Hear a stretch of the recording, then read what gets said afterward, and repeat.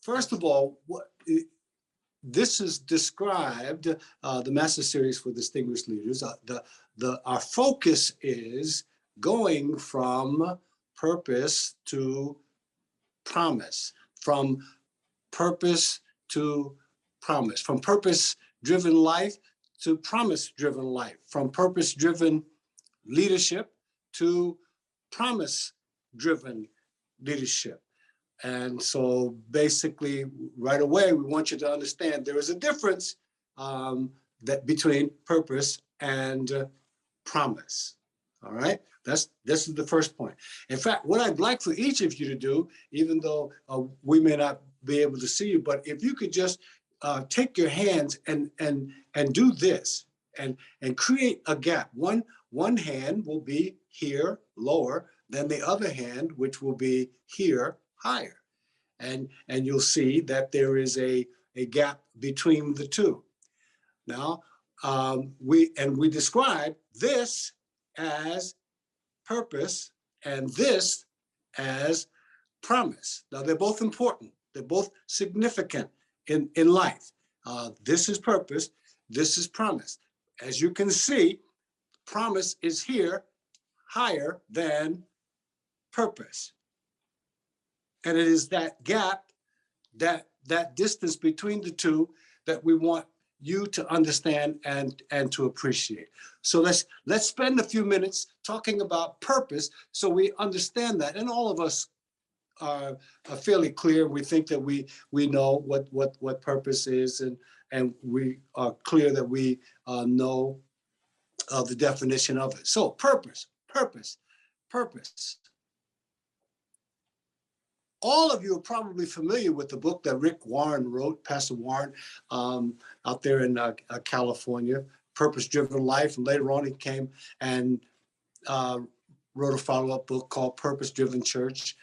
And it was a massive worldwide bestseller, and rightfully so. Purpose is fundamental. Purpose is basic. Purpose is essential. Well, let me say it this way. Everything that exists has a purpose.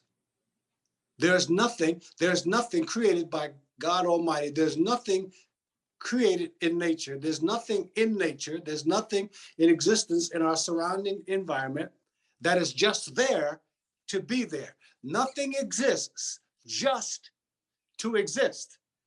Everything has a purpose.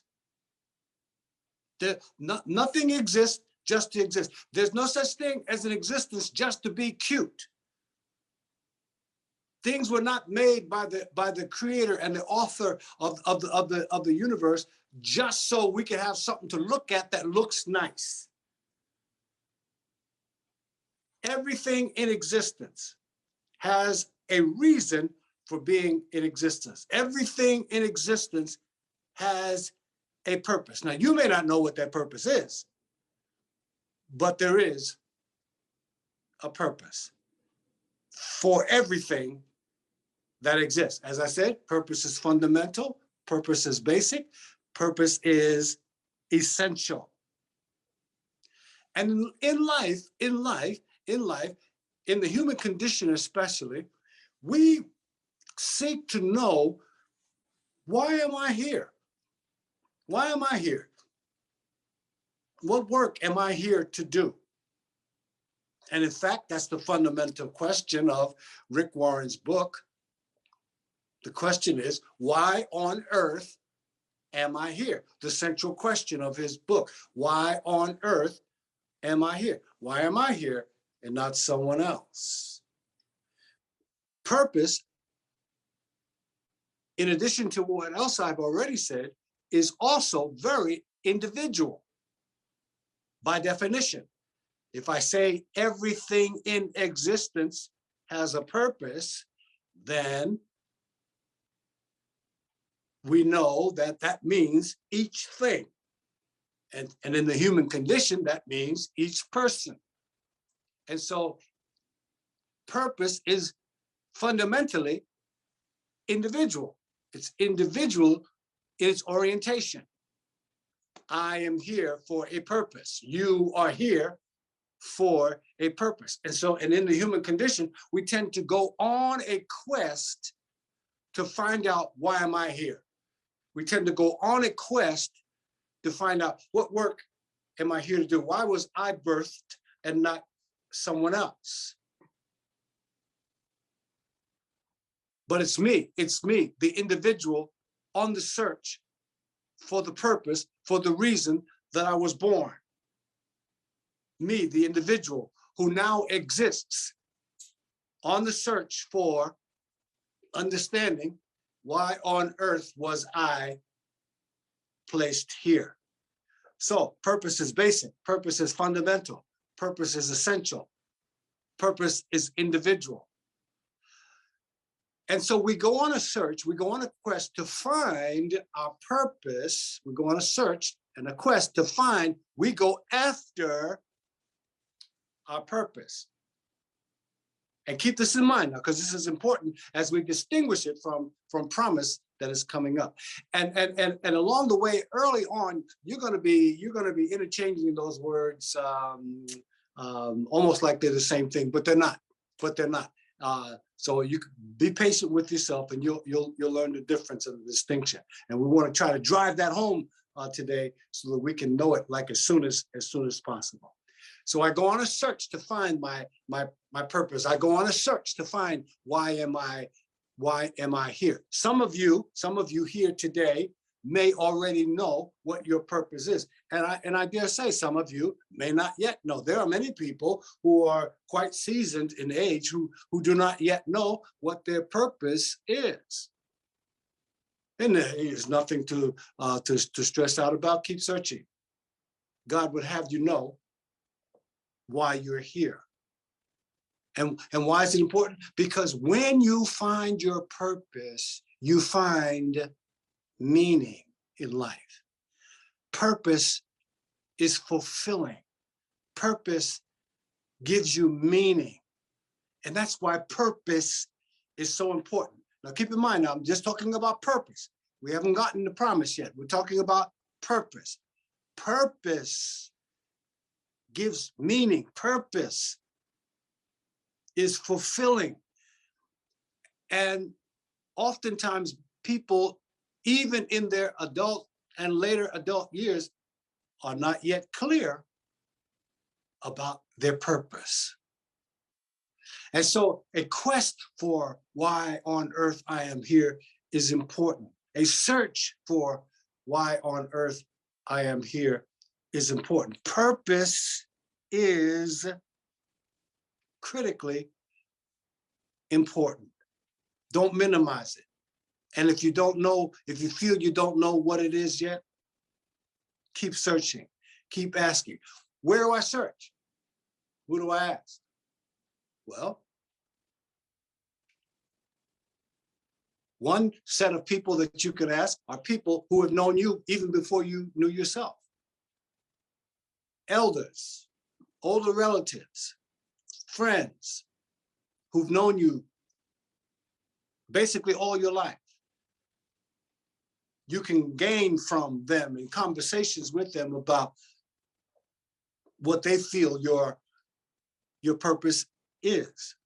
Because oftentimes, others can see things about you that you cannot see so clearly for yourself. Isn't that something that we've all experienced?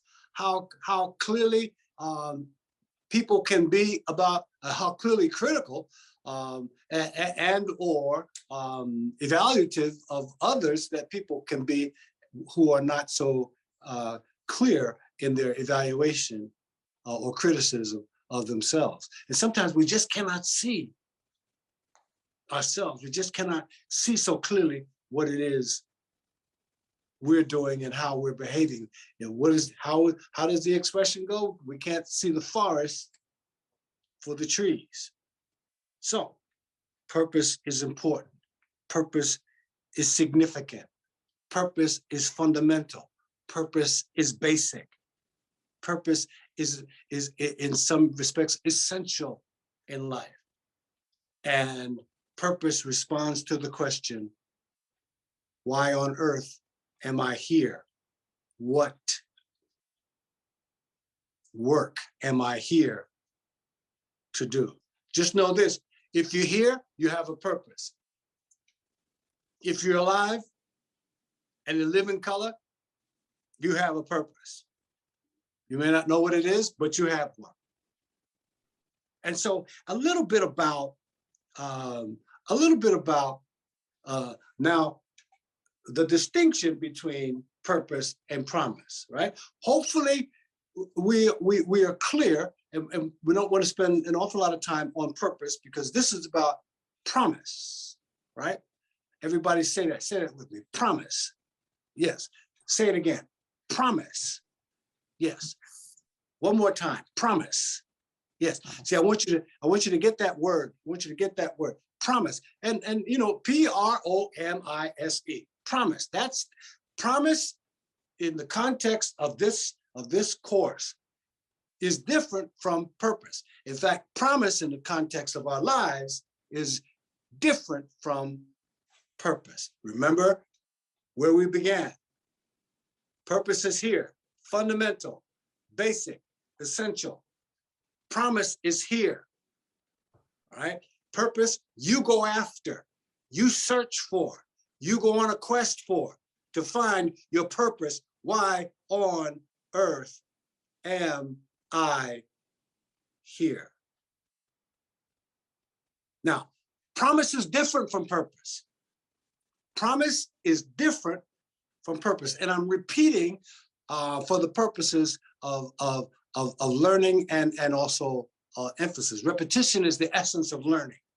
And so when I repeat, I'm repeating so that we can get the concept, because this is a new concept for many people. But it's life-changing. And it's paradigm shifting. And it's atmosphere changing. And it's envelope stretching. And it's difference making. And that's what this is about. This course is about developing promise-driven leaders. Promise-driven leaders. And promise-driven leadership. And promise-driven life. That's what this course is about. And remember, promise is here. Purpose is here. I'm not minimizing the importance of purpose. I'm not making purpose insignificant. I'm just trying to emphasize the importance and significance of promise. Now, so to help with this distinction, so take, for example, a seed. If I keep in a little plastic bag about 4, 5, 6, 7, 8 seeds that I put in there from apples. And they're little tiny things. If you cut an apple open, you know, you can go in there and you will see that there are 4, 5, sometimes 6 little seeds in one apple, right? Now, so if you take one of those seeds out of that apple, the purpose of so that seed exists. Now, what is the purpose of that seed? The purpose of that seed is to be planted and to bring back a tree that produces large numbers of apples that may feed 1, 2, 3, maybe even a family over time with apples. So one seed from one apple, when planted, can bring you back a tree. Now, I have to pause here. I have to pause here and just speak to the magnificence of nature, the magnificence of the Creator that has allowed and made it such that you can take one little tiny piece of the internal core of one piece of fruit, one apple, and take it and plant it, you don't get back an apple, but you get back a whole tree that produces apples for only God knows how long. That to me is amazing. It's amazing. Every time I look at one of those seeds, it amazes me that you can take one little tiny seed from one apple and plant it and get not an apple back, not a seed back, but a whole tree full of apples that just keep producing apples ad infinitum. That to me is amazing.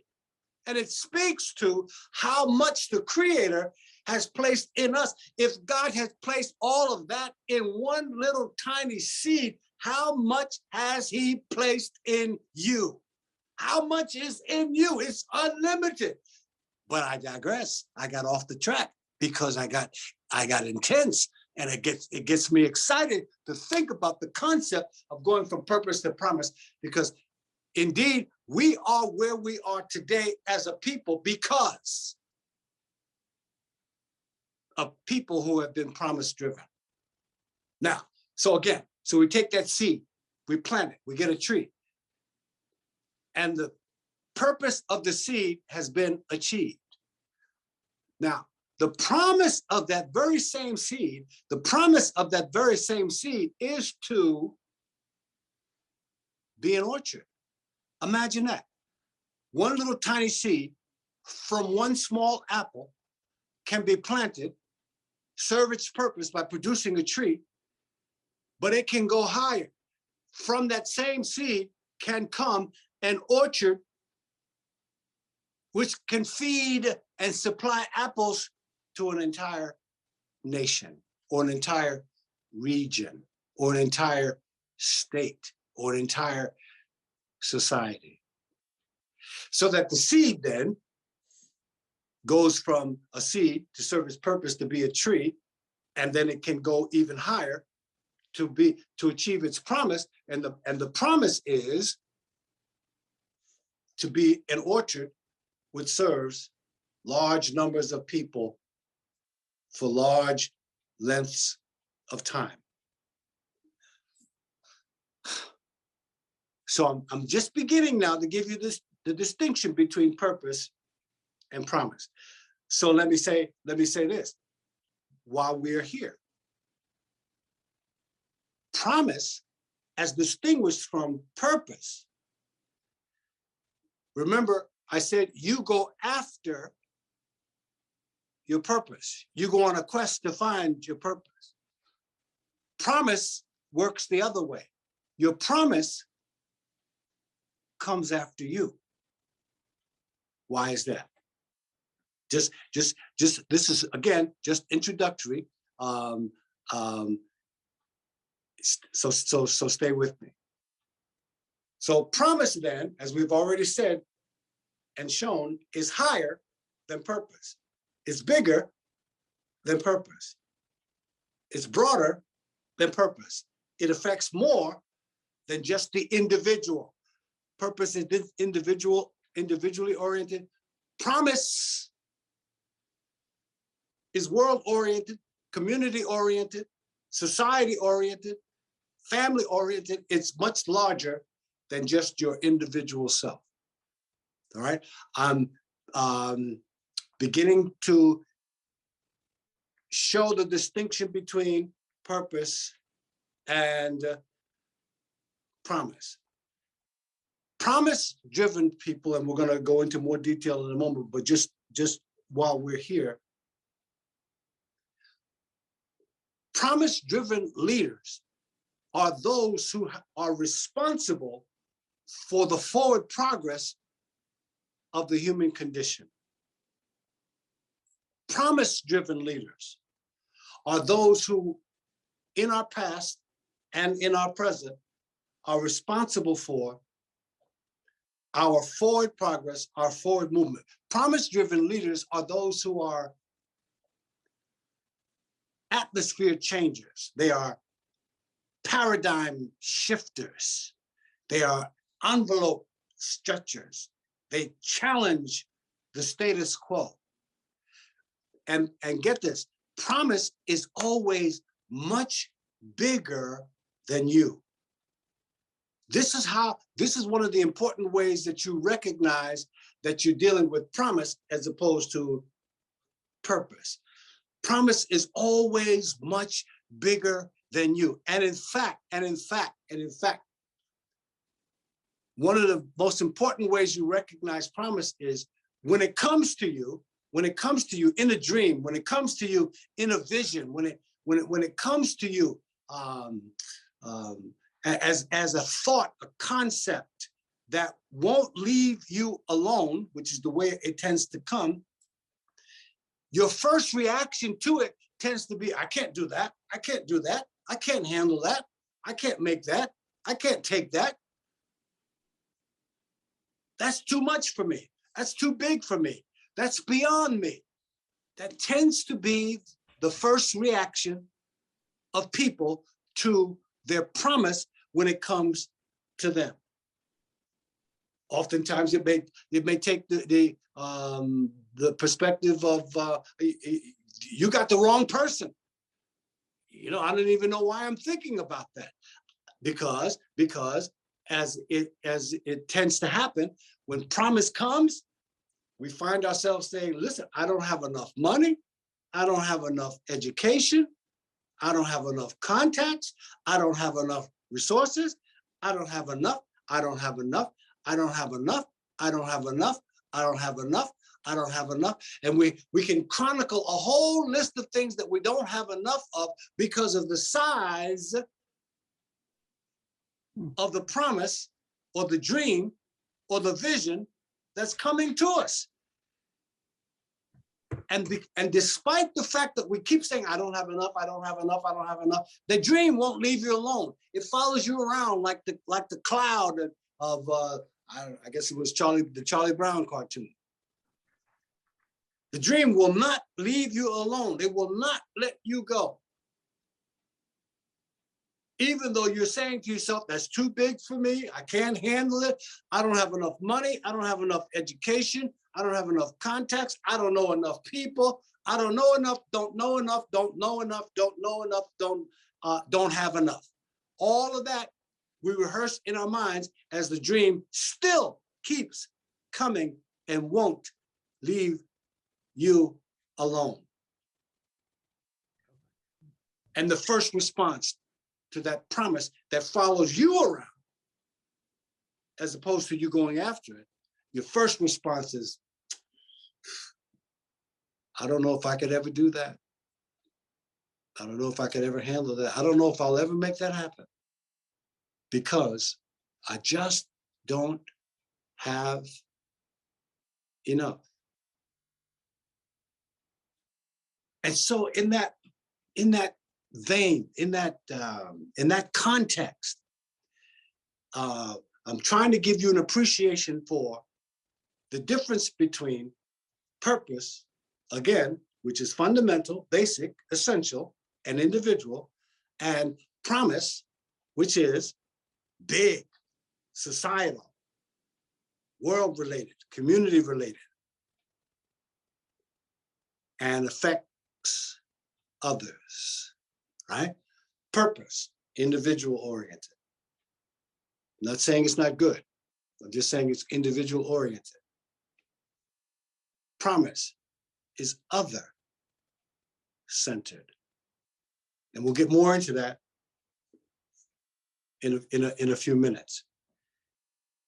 A hammer and a nail. Another example. A hammer and a nail. You take a hammer and some nails, and the hammer and the nail, they serve their purpose. If you get a couple of pieces of wood, or you're building, putting something together small, or repairing something, and that you use the hammer to drive the nail into the wood, the hammer and the nail have served their purpose. And it could be very important. It could be something, some structure very important that you're putting together, or some repair that you're making. Now, but that same hammer and that same nail, or those same nails, can also be participants in and play a significant part in the building of a cathedral. That's promise. Purpose, drive the nail into the wood, make a repair at your house, in the dog's house, whatever. Promise, participation of the same hammer and nails in the building of a world-class cathedral. Promise. Promise. Purpose is here. Promise is here. Let's take it a little bit further. Right now, we're confronting and dealing with all sorts of issues and challenges in our society. Dr. Skinner mentioned some, Dr. Newman mentioned some, and I'm sure you can give your own list of things that you are aware are going on in your own neighborhood and in your own company.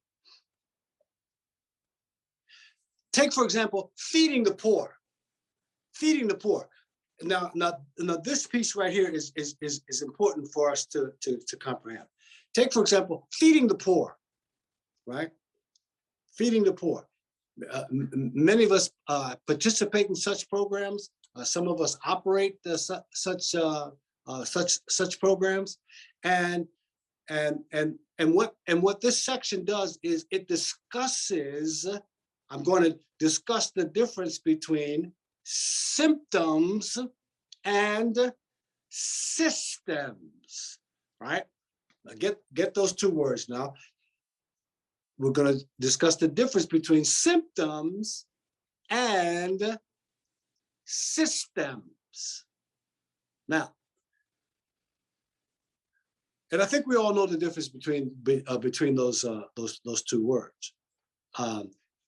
We have in our society people who are poor, people who are hungry, people who do not have medical care, people who are not exposed to health care, young people who are exposed to failing schools. We have youth violence in our streets. We have teenagers getting pregnant and they're not able to sufficiently care for themselves. And there are a whole host of issues and challenges and or symptoms that result from this society's systems. Now get that now. This is important. A lot of people, in other words, fall through the cracks of our systems. And historically and even currently, there are a lot of people who are not even served by the system that is set up. And the system is constantly struggling, or the people in the system are constantly struggling to make it more equitable. We're struggling now for something as basic as voting. And this comes right into the picture of purpose versus promise. Now, from a purpose-driven perspective, symptoms are important, and that tends to be what the focus is, right? When we look, if we were to itemize, if we were to list, we can see that, for example, if we listed feeding the poor, poverty is a symptom of our system. Housing the homeless. Homelessness is a symptom of our system. Perhaps it's through lack of mental health or what have you. Nevertheless, it is a symptom. lack of medical care, lack of a system that covers all people from a health perspective and treats health as a right as opposed to a privilege, that's a symptom of this society in which we live. Now, many people who are driven by purpose, now remember, purpose is here, promise is here. Many people who are driven by purpose do good work feeding the poor. They are addressing the symptom of hunger in our society. And they feel that their purpose is to make sure people get food. They are addressing that symptom because they feel that's their purpose in life. And that's a good thing, that's a healthy thing, that's a significant thing, that's an important thing. It's also a symptom of our society. Now, on the other side of this is the promise-driven piece. Because promise-driven leaders and promise-driven life, what it does is it addresses the system as opposed to just the symptoms. See, you can feel good. You can feel like your life has meaning.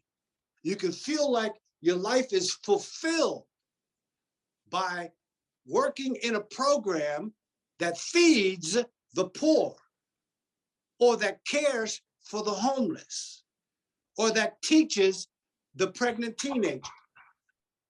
You can get fulfillment and meaning from those things, but they are all symptoms. And many people searching for their purpose wind up doing many of those things, all of which are good things, and thank God for them. But very important here, and to this course and to your learning, is that promise-driven leaders address the system that produces the symptoms that many people are satisfied addressing. This is why the forward movement of the human condition comes from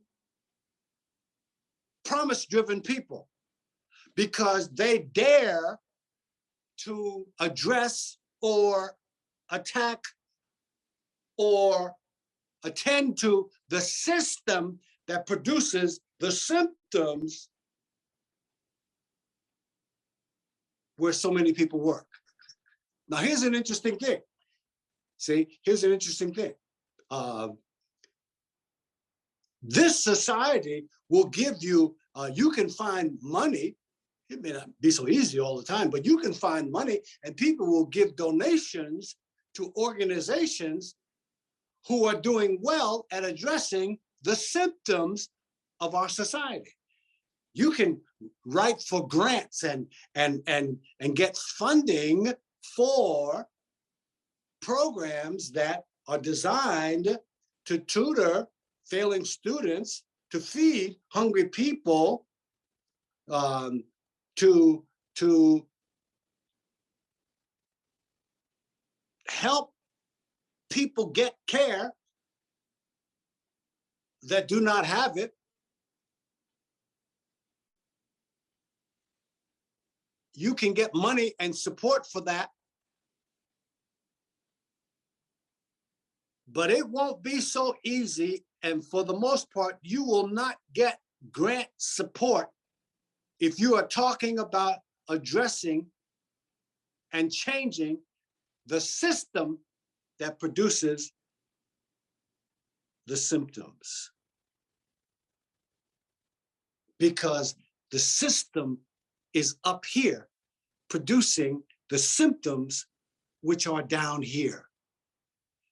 Now, we do well to address the symptoms. We do well to feed the poor. We do well to tutor the failing students. We do well to care for the homeless.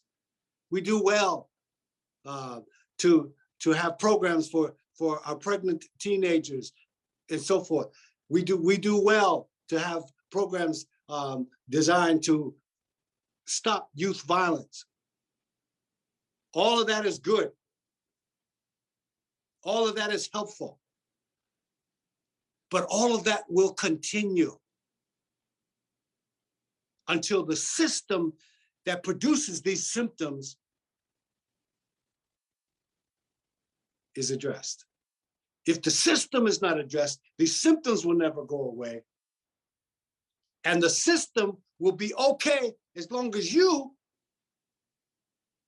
are satisfied with addressing the symptoms. The minute you talk about addressing the system, now you're in a different category. And I got to tell you, all of the people, all of the leaders, all of our prime movers, all of those over the course of the history of our people in this society and in others,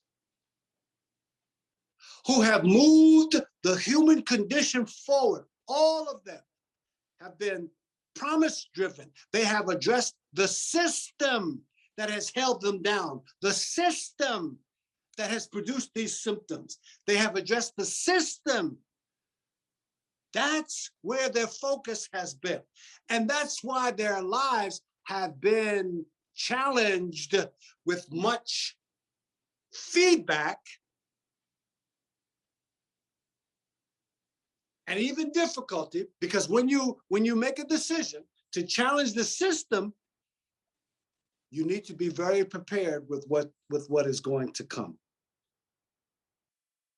And so we say, we're going to feed the poor. We're going to feed the poor.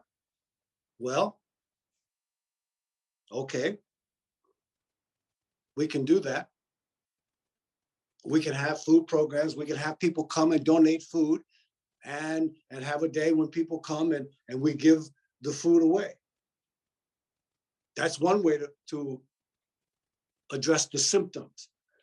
But if we talk about addressing the symptom, now we're talking about food stamps, and we're talking about a minimum wage, and we're talking about job skills.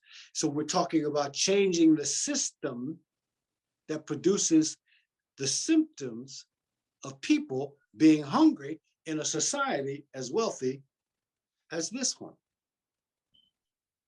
So for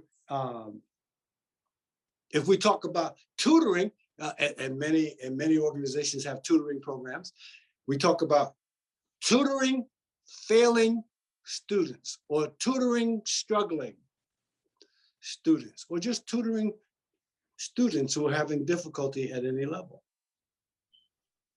It's one thing to address the symptoms of those students, and that's a wonderful thing, and we have them at our church, and I know a host of others who have them, and there are other organizations who have tutorial programs, and so it's a wonderful thing to have tutorial programs designed to address failing or struggling students academically. That's addressing the symptoms.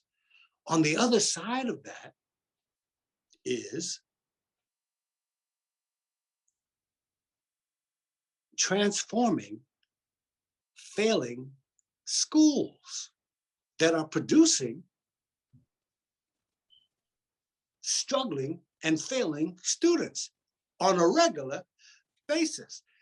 There are many schools in many cities throughout this country that have a record that repeats itself annually of 30, 40, 50, sometimes 60% of the students who start out in the 9th grade don't graduate by the 12th grade.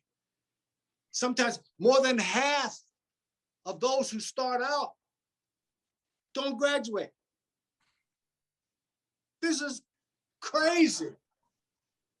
This is just Well, let me say that we can do better.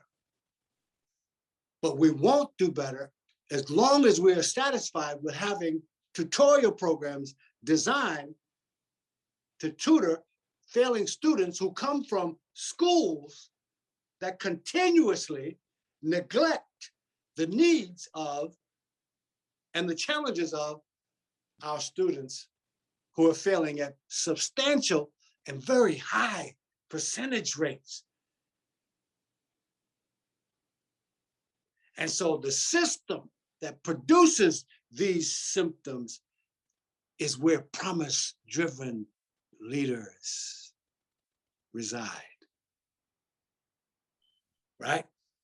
That system, that school system, or that school that annually puts out students who are failing, that annually causes the many students to just give up and quit before they graduate. That system needs to be addressed and will not be addressed by those who are satisfied with just looking at the symptoms. It will not be addressed by those who are satisfied with, okay, we're going to have a tutorial program to help make up for this failing school down the street here. Whereas if we address the school and its failures and whatever it's doing to not graduate our students, we'd have to worry a little bit less about tutoring failing students. But now, when you talk about addressing the system, now you're talking about things that may turn around and come after you. This is a challenge. See, and this is another one of the reasons that people oftentimes do not become promise-driven leaders. Remember, first I said people often do not become promise-driven leaders because of the size of the dream, the size of the vision, the size of the thought, the concept. Too big for me. I don't have enough. I don't have enough. I don't have enough.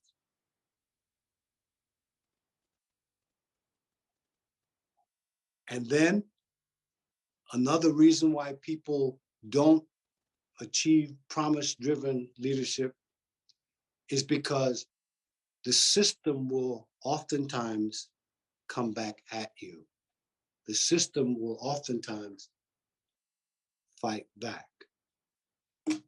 Always remember, the status quo never wants to let go. I repeat, the status quo never wants to let go. It's going to have to be pried loose. The status quo does not walk away because a better idea surfaced. And a better idea doesn't take hold because it's a better idea. Somebody's got to do the work. Somebody's got to fight the fight. Somebody's got to struggle through. And this is why I'm so appreciative and so grateful for all of those in the past who have brought us to this point. Our past great leaders, our past great promise-driven people. And you know, and this is the reason you know their names. You know the names of Thurgood Marshall. You know the name of Dorothy Height, Mary McLeod Bethune, Fannie Lou Hamer, Rosa Parks, Shirley Chisholm. You know these names. John Johnson, Douglas Wilder. You know these names because these are people who attack the system and were not satisfied with just taking time to address symptoms, as important as that is. The reason these names are recorded in history is because these persons, despite the fact, and they're just like you and me, despite the fact they didn't have a lot of money, they didn't have a lot of resources, they didn't have a lot of contacts, and in some instances, they didn't even have a lot of formal education. But they knew something was wrong. They knew that the system was not fair, was not equitable.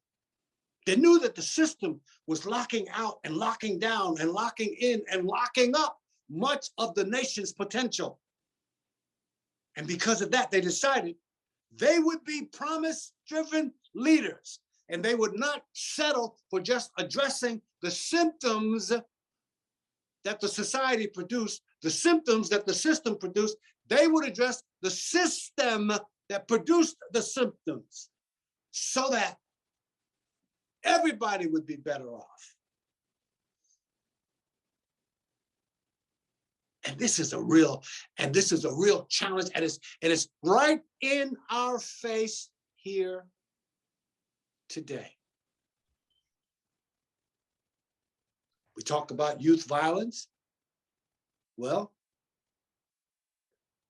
and we want programs designed, mentoring. We want to help keep our youth from violence, be it on the street or elsewhere. This means programs that are mentoring programs. It means criminal justice and policing reform. And that criminal justice and policing reform, now we're talking about the system that oftentimes leads to the symptoms that are so tragic for so many. So we can say how if we look at for example, our young people, and I've had many conversations, literally hundreds and thousands all over the country.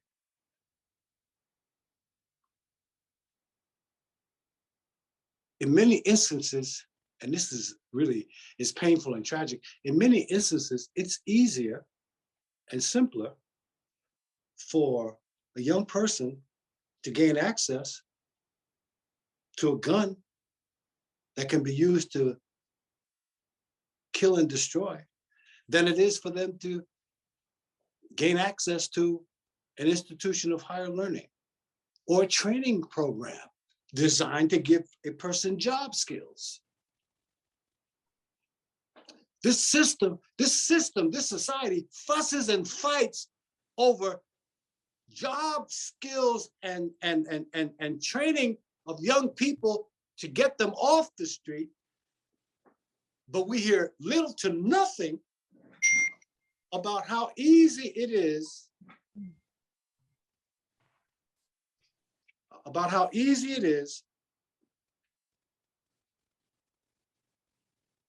to get a gun.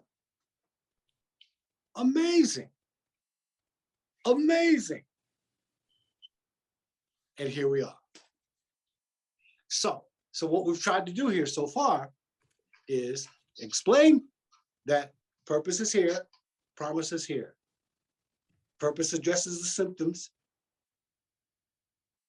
Promise addresses the system. Purpose is individual. Promise is other-centered. You go after your purpose, your promise comes after you.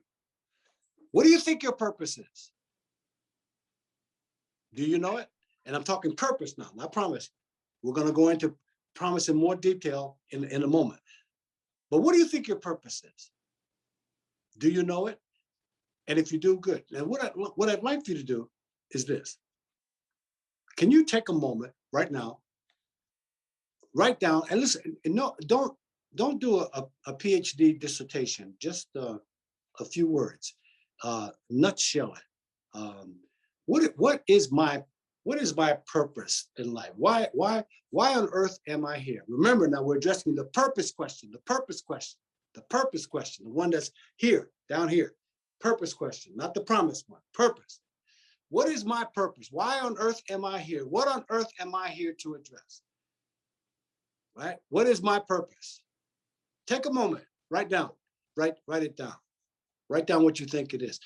And listen, if you're not clear and you don't think you know, that's okay too. That's okay too. That's all right. You're still searching. You're still searching. But take a moment, write down what you think your purpose is.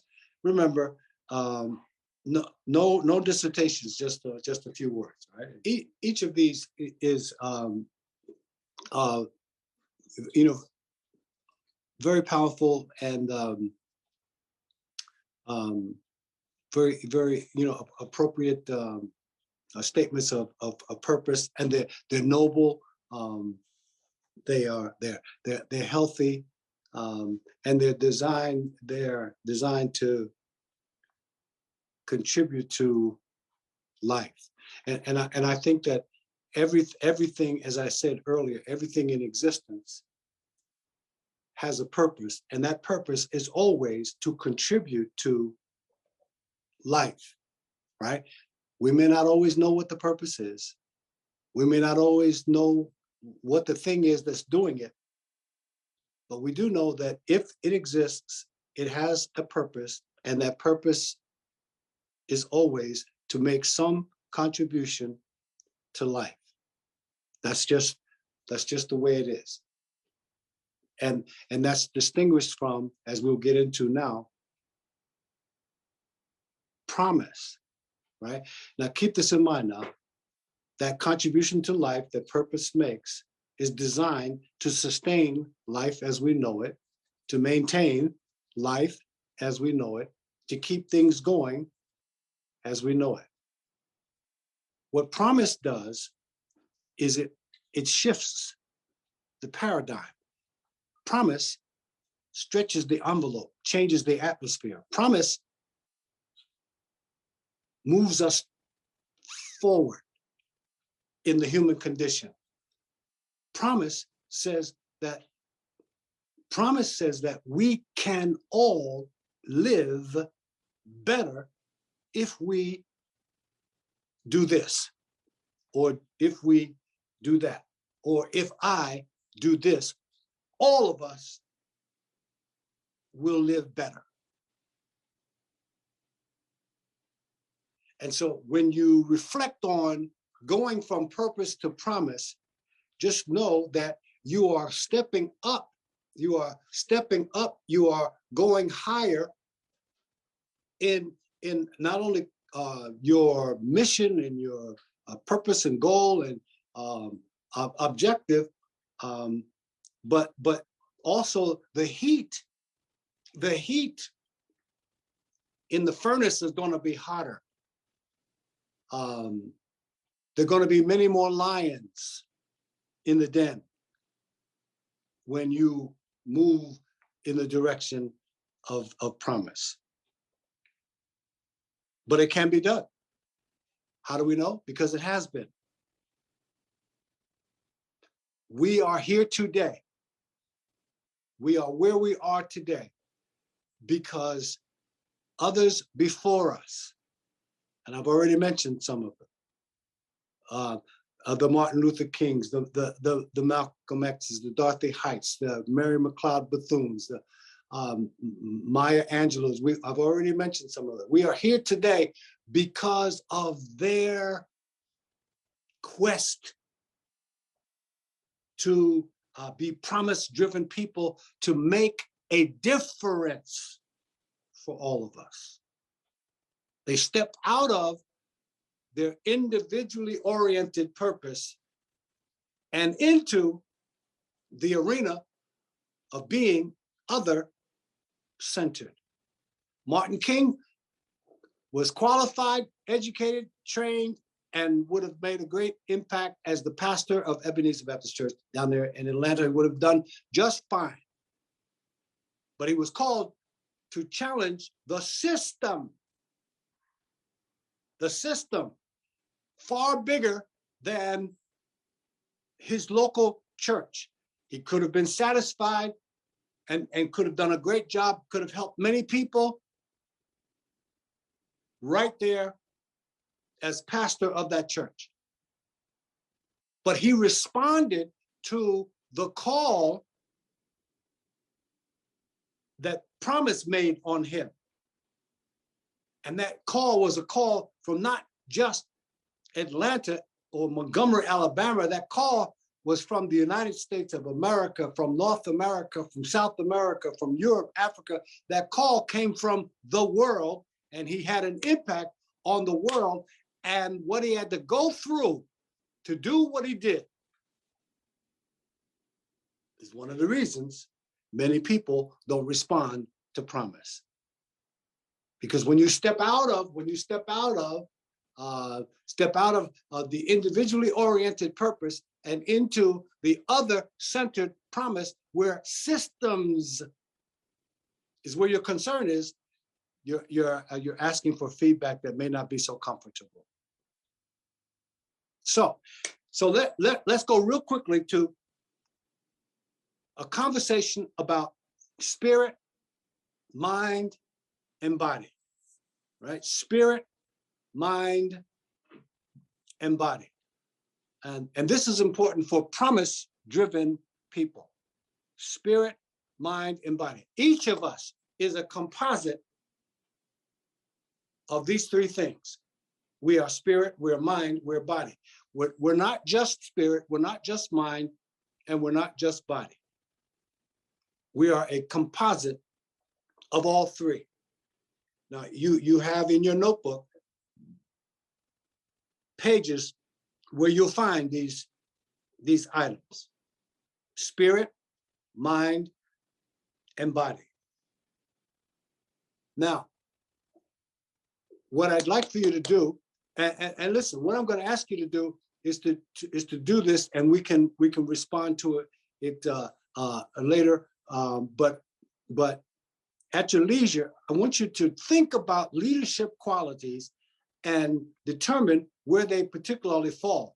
Is this a leadership quality that that falls under the body? Is this a leadership quality that falls under the mind? Is this a leadership quality that falls under the spirit? And itemize, list leadership qualities that, in your view, fit best under spirit, mind, or body.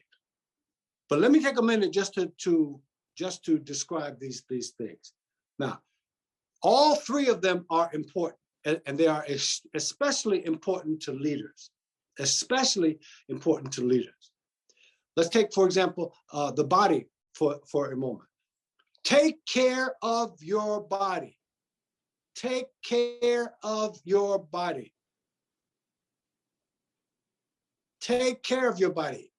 Eat nutritiously. Exercise regularly. Take care of your body.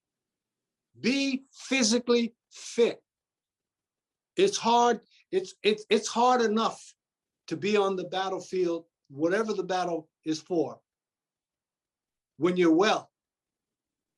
But if you're not well, if you're physically compromised, it's going to be even harder. Because listen, these things don't operate by themselves. The body does not operate separate from the mind, separate from the spirit. They're all interacting simultaneously, and all of them should be strong and attended. And to be strong, they must be attended to. Think about now. This is the thing that really gets me as a physician and a pastor. Oftentimes, I get really troubled when I hear people and I see people and I experience people fooling around and taking lightly the most amazing gift ever, which is this life and this human body. That human body that you have right there, that you're sitting there in, most magnificent creation we know of on earth. Magnificent creation. 206 bones, 634 muscles, all of them interacting together in a cooperative fashion. We have a heart in the left central region of your chest. It beats 60 to 70 times a minute, 4,000 times an hour, 100,000 times a day. And it never misses a beat, because if it did, you would know it. And if it misses 2 beats out of 100,000 plus times, you're out of here. An amazing creation. And that heart is attached to a series of pipes called blood vessels. And if we were to take one person's blood vessels, just one, and anastomose them, attach them together, one person's blood vessels would stretch some 75,000 to 100,000 miles. That's incredible. And it supplies the human body with 5.5 quarts of blood every 2.5 minutes over the course of these 206 bones, 634 muscles. And it's amazing that that heart beating, as I said, 60 to 70 times a minute, 4,000 times an hour, 100,000 times a day, and it never misses a beat. That's 75,000 miles of blood vessels through which blood is pumped by that pump in your heart. The only rest your heart gets is between beats, and it gets more rest when you are more physically fit. If you are physically unfit, your heart beats faster. And if your heart beats faster, that means it's working harder. And that means that you are compromising yourself physically. Take care of your body. Take care of it. Eat for nutrition and not taste. And by the way, the circumference of the earth, I'm talking about planet Earth, is 25,000 miles. If we were to take one person's blood vessels, we could wrap one person's blood vessels around the circumference of the earth. Not once, not twice, but 3 times. One person's blood vessels could wrap around the entire circumference of the earth 3 times. One for the Father, one for the Son, and one for the Holy Spirit. Now, you know, that's awesome. That's awesome. And yet, oftentimes we treat our body like it is a pair of ugly socks given to us by somebody we don't even like. Take care of your body.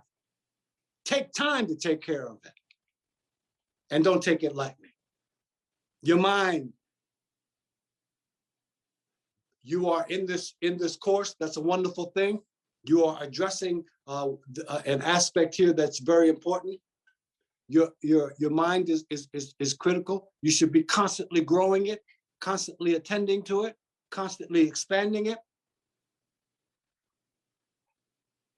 Every neuron you have in your brain is an information processing unit.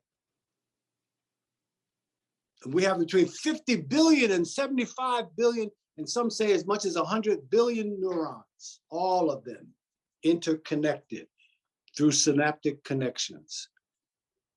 And here's an interesting thing. When you are physically fit, the synaptic connections in your brain, they are enhanced and they are tightened and they are made more frequent. And the more enhanced and tight and frequent your synaptic connections are in your brain, the more effective your brain works. And the better you are at thinking and processing. And so take care of your mind, grow your mind, exercise your mind. Read a lot. Do crossword puzzles. And be physically fit. Exercise helps to make that happen. And then you see here spirit. Spirit. Wow, spirit. The most powerful aspect of the human condition is the human spirit. I'm going to say it again. The most powerful aspect of the human condition is the human spirit. And paradoxically, that is the part of us that we give the least attention to. And further, promise-driven leaders are those who must be spiritually strong. Because you cannot handle the pressure that will come in your direction when you address the system that is producing symptoms that are hurting, crippling devastating, and in some instances, even destroying our people. We must be spiritually strong.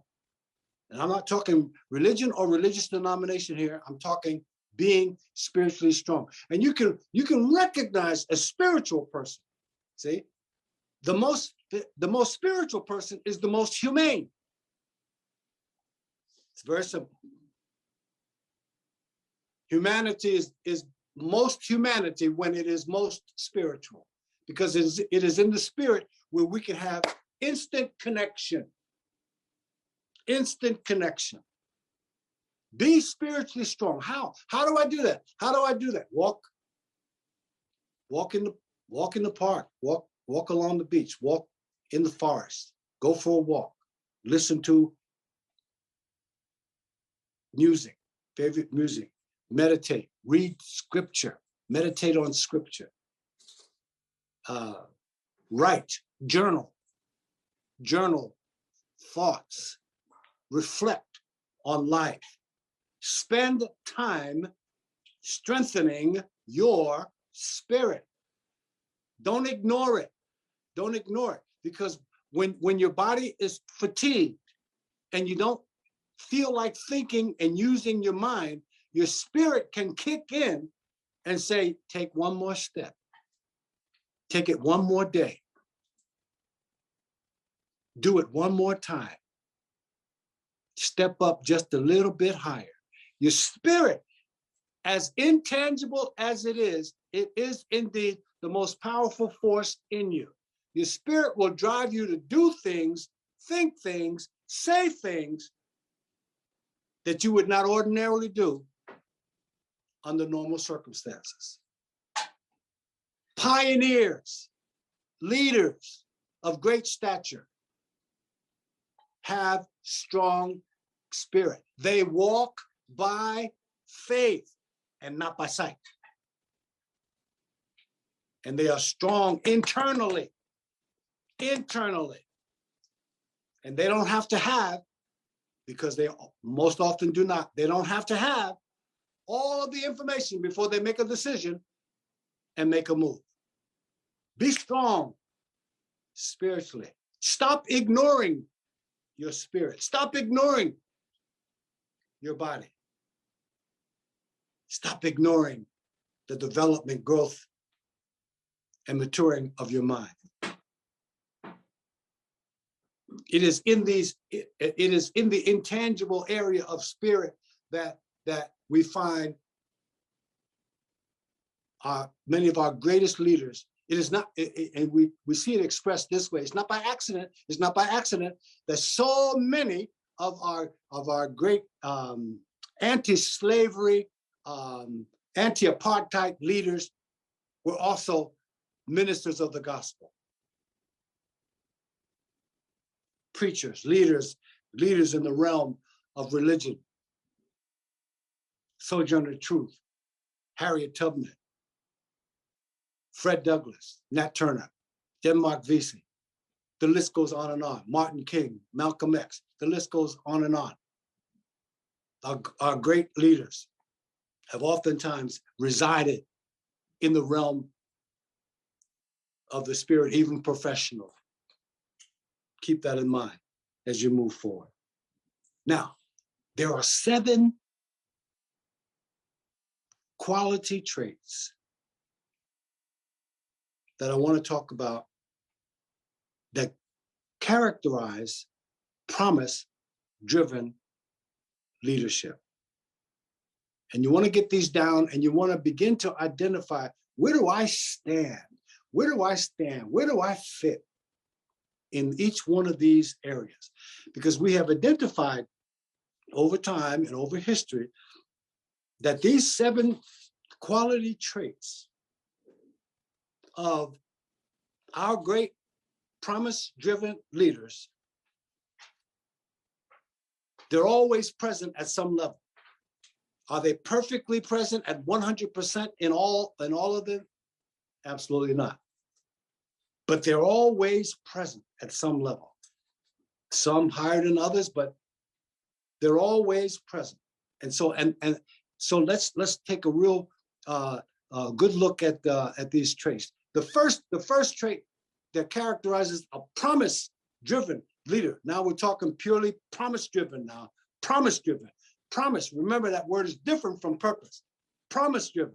Our promise-driven leaders, our trailblazers, our paradigm shifters, our atmosphere changers. These persons are characterized by the following 7 traits. Number 1, they are committed to a higher agenda, committed to a higher authority, committed to something beyond themselves. They're committed to an agenda and an authority that is bigger and beyond themselves. They are not just all about themselves and their career and their promotion and their ladder and their money. They are committed to the growth and development of others. They are committed to a higher agenda, a higher authority. And the underpinning spiritual principle here is love. They love what it is they are doing. And you have to, in order to be successful at this. They love what it is they are doing, and they love the agenda that they're dealing with, and they love the authority that they are responding to. Commitment. And one person once said, and I believe it was me, commitment is the true test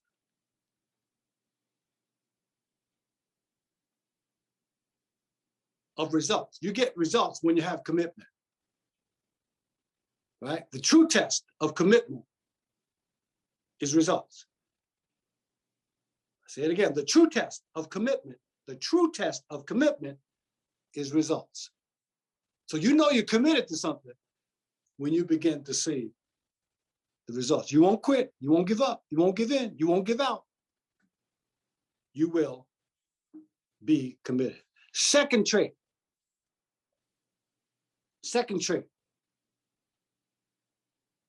is connection to others. Connection to others.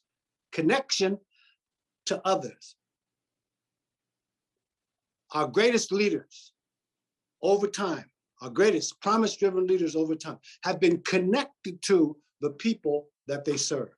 They not only love them, and they not only love the agenda and the authority to which they are responding, they love the people that they are serving, and you have to love them. Because as Tom Skinner says, people don't want to be led, but they don't want to go anywhere unless they are led.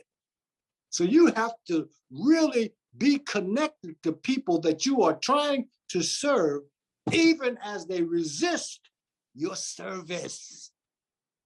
Oh, what a powerful thing.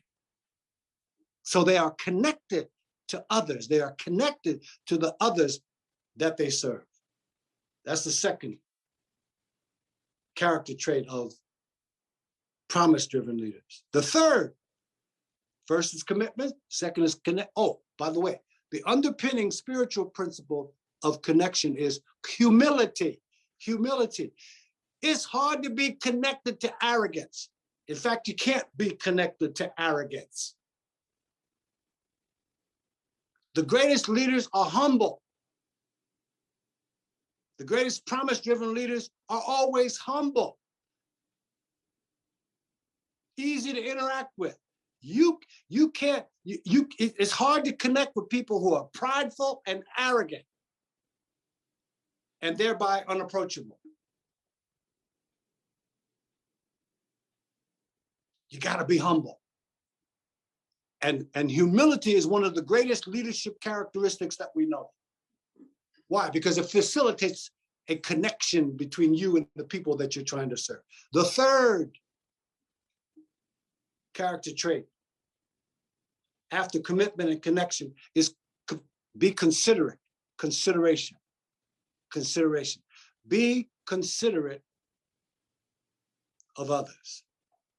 Consideration of others. Put others in your mind as you do things and as you move on things and as you go places and as you interact with people. Put others on your mind. Constantly try to fit in and wear their shoes so that you can have a feel for what it is they are going through. Don't make assumptions and call that consideration. Be considerate of others. Ask others, how can I be helpful? The underpinning spiritual principle here is righteousness, because I believe that righteousness is contextual. That means the righteousness is something that occurs in the context of other people, of others. If you're on an island all by yourself, nobody, nothing else around, the best you can do and be is self-righteous. And that's not what this is about. So, commitment to a higher agenda, connection to others, consideration of others. And then the fourth principle of a promise-driven leader is compassion. Compassion. All great leaders, especially promise-driven leaders, are compassionate. They are compassionate. They are compassionate.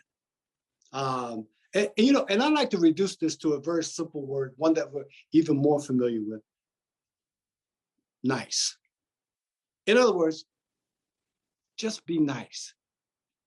It really is painful to me to see people who don't have to be, who are ugly and nasty. This is one of the easiest things to do. Just be nice. Just be nice. Be nice. Treat people like they would want you to treat them. And I'm talking about everybody. Everybody. I'm not just talking about the people who can do you some benefit. I'm not just talking about the people who can just promote you. I'm not just talking about your boss or your supervisor in the place where you work. I'm not talking about political maneuvering and political scheming. I'm talking about being nice to the people that can't do you any good. Be nice to the people who clean your office, who lock the doors at night, who drive you places. Be nice. Who serve your food. Be nice.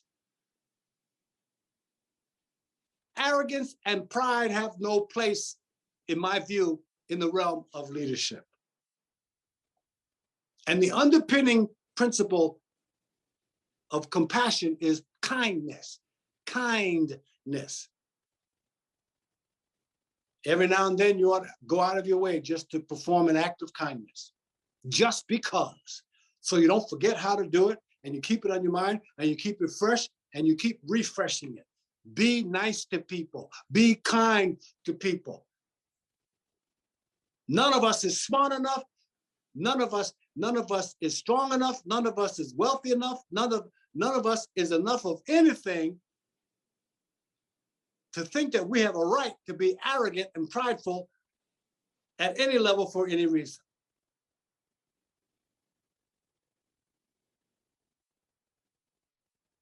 The fifth character trait of promise-driven leaders. Remember, first is commitment, second is connection to others, third is considerate of others, fourth is compassion towards others. Fifth is confidence in your calling. Confidence in your calling. Confidence in what it is you're doing. Be confident. Say that. I must be confident. Yeah, that's good.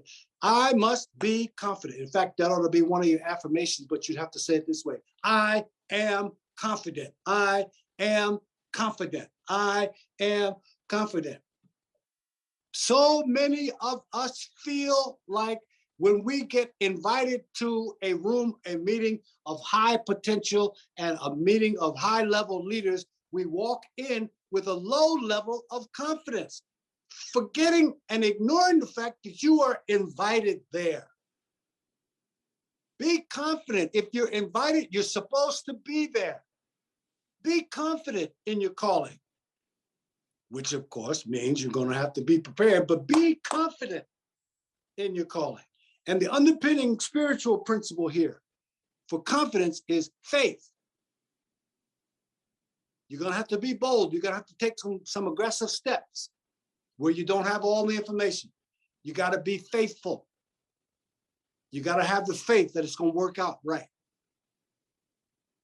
But you should be confident. So many of our high potential leaders and managers lack confidence. We think others know more than what we know, and we're in the same meeting. We think others have, the others who have the same ice that you have, we think theirs is colder. Be confident. 6, the 6th trait of promise-driven leaders is be conscientious. Be conscientious. Conscientious. And this means pay attention to detail. Don't take shortcuts. All shortcuts to glory are cut short. Don't take shortcuts. Work hard. Work smart. Work at a disciplined level.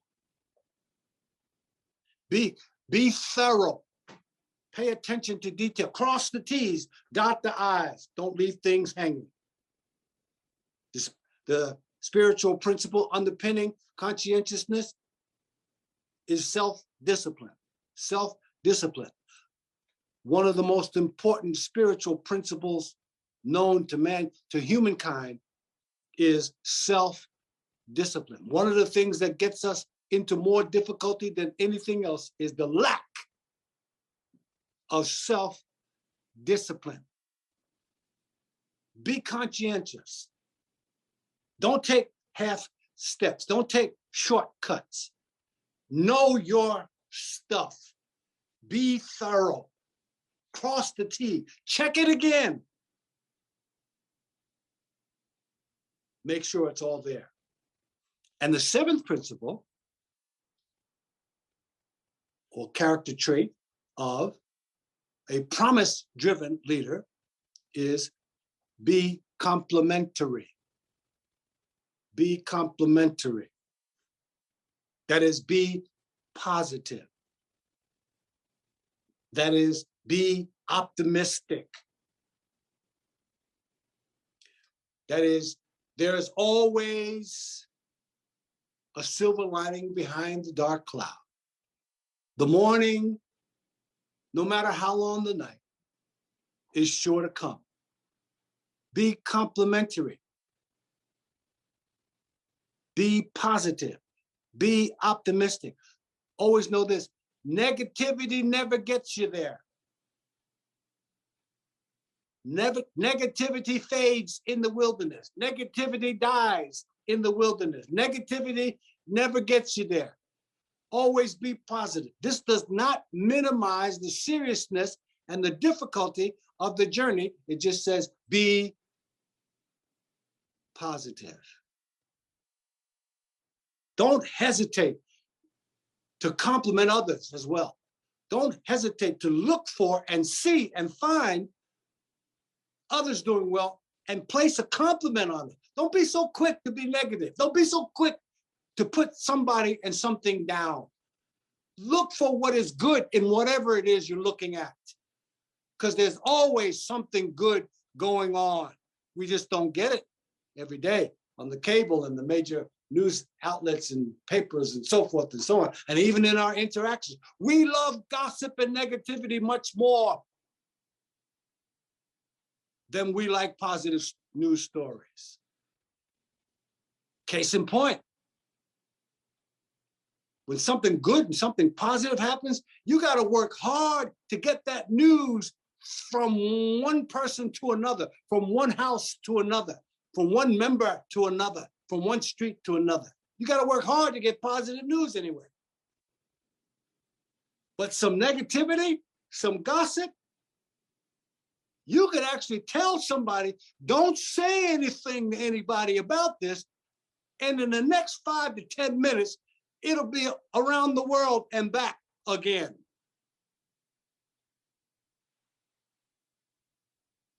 Amazing. The underpinning spiritual principle for being complementary is joy. Joy and peace. Joy, because joy is a triumphant and a terminal emotion, which we don't have time to go into right now, but it's a wonderful thing. It's a wonderful thing. And joy says there's something always good going on that you can be thankful and grateful for. And that joy you can always have with you. And listen, I got to tell you, you already know, I'm sure, but I'm going to say it anyway. Joy is energizing. Joy gives you energy. Joy picks you up. And joy is always available to you. So these 7 character traits characterize promise-driven leaders over the course of history and time at different levels. Some have more than others, but they are all there. Commitment, connection to others, consideration of others, compassion towards others, confidence in your calling, conscientiousness, attention to detail, being complementary. Where do you stand with each of them? Where are you in each of these areas? Are you as confident as you ought to be? Have you ever found yourself nervous and wondering why you're in a meeting, or wondering what the people are going to say about what you have to say, or wondering what people are thinking about why you're even there in the meeting in the first place?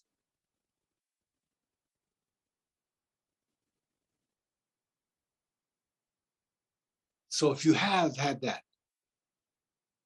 then you know that you have work to do in that area of confidence. Or maybe there's some times when you know and you catch yourself that you've not been as nice as you could be. Or maybe you can recognize that your commitment to what it is to that dream or that vision that won't leave you alone. Maybe you recognize that your commitment is not there, or not at the level you'd like for it to be there. We'll leave you to explore that. We'll leave you to think about that and reflect on that. But trust me, these traits are those that characterize our promise-driven leaders over the course of history and time. And they will benefit you. They will bless you as you itemize them, put a pin in them, and do your best to live from that perspective. And I promise you,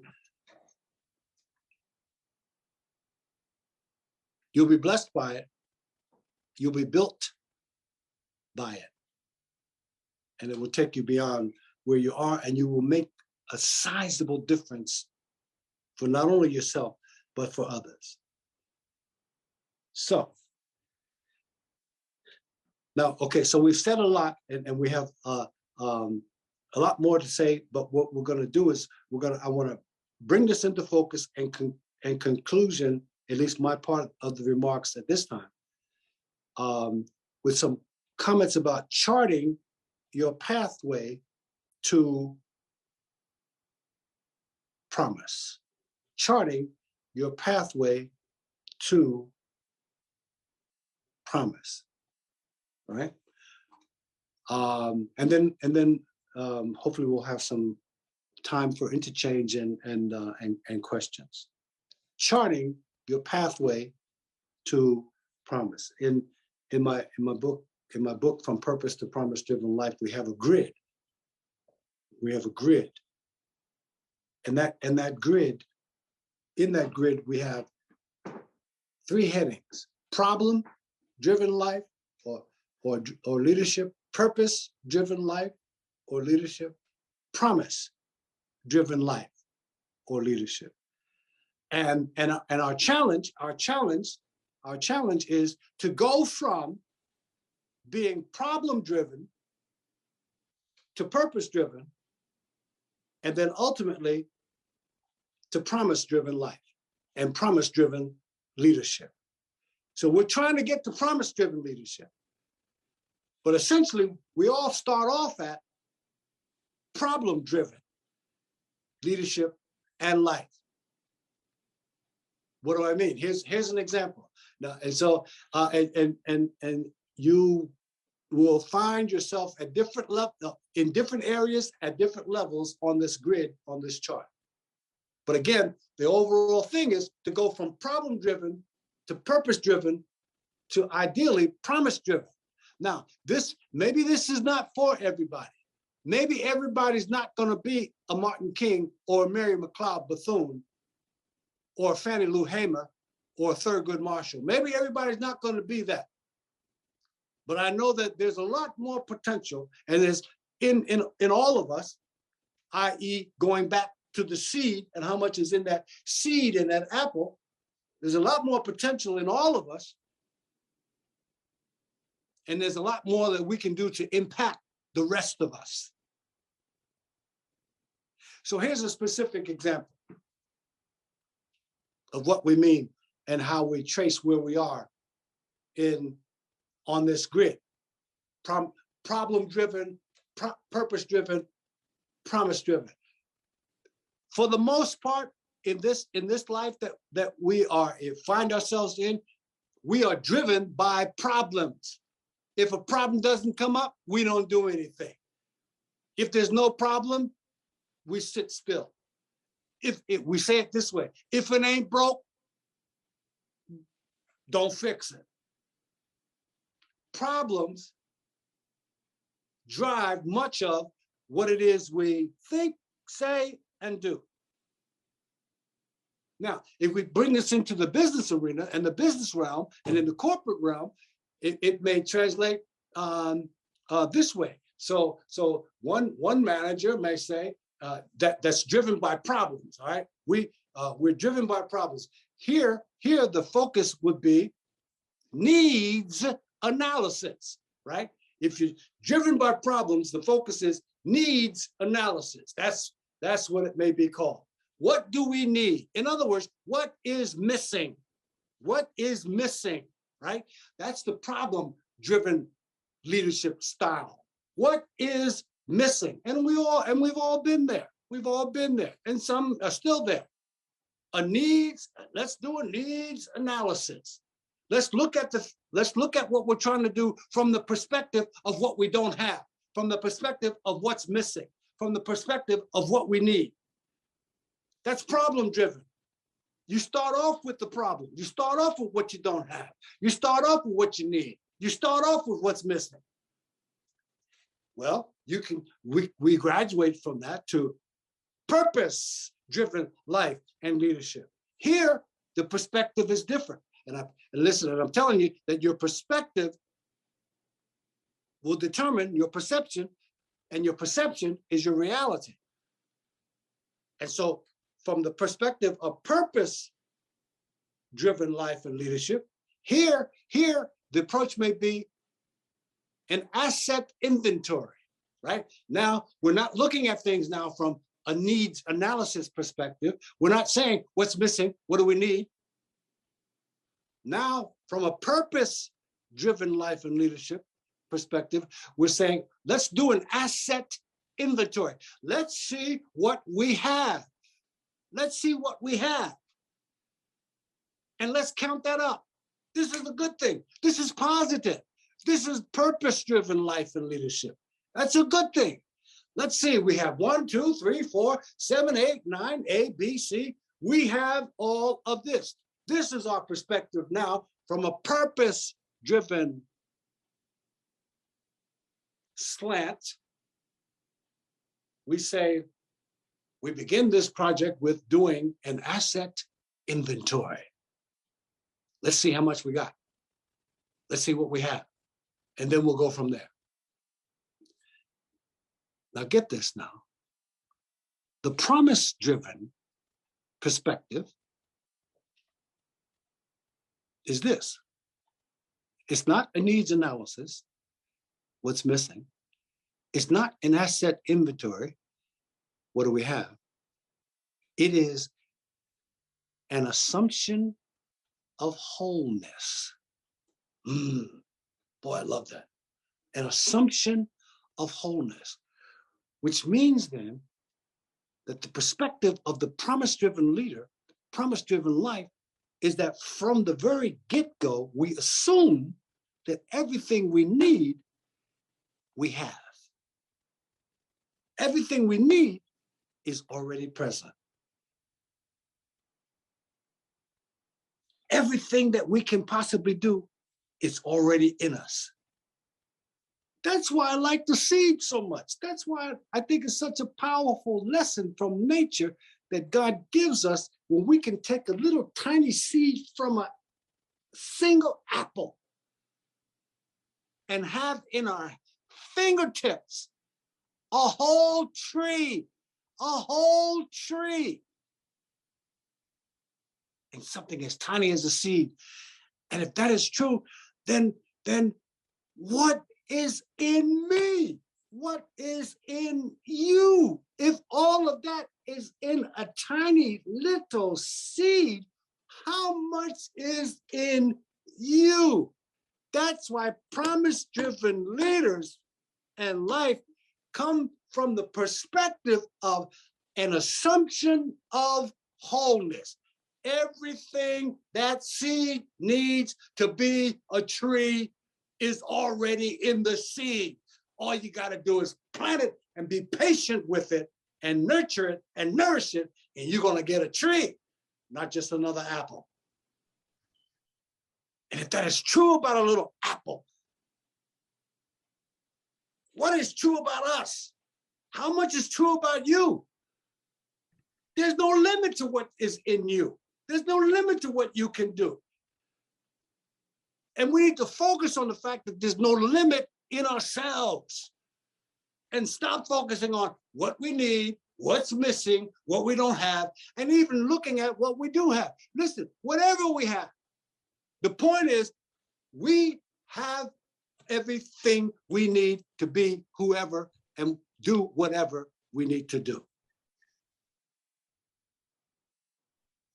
And so we can chart our progress to being a promise-driven leader, from going from a needs analysis to an asset inventory to an assumption of wholeness. That can be looked at from many of us are dependent on others, and then we grow to be purpose-driven, and then we become independent. And then when we finally get to being promise-driven, we become interdependent. From dependence to independence to interdependence. So we can chart our progress. And you know where you are in whatever area of your life that you care to address. Just know that in this life, much of it is driven by problems, which is why there are so few promise-driven people, because problems take up time and energy and effort. Listen, we need to stop here. And hopefully we can entertain some questions for the purposes of clarity and the elimination of confusion, and maybe even for the purpose of emphasis. And certainly I appreciate so very much your listening and your patience, and hopefully we didn't put all of you to sleep, and you have picked up something that will be very helpful to you as we move forward in this magnificent master series for distinguished leaders. So with that, Let me give you back to Dr. Barbara Skinner.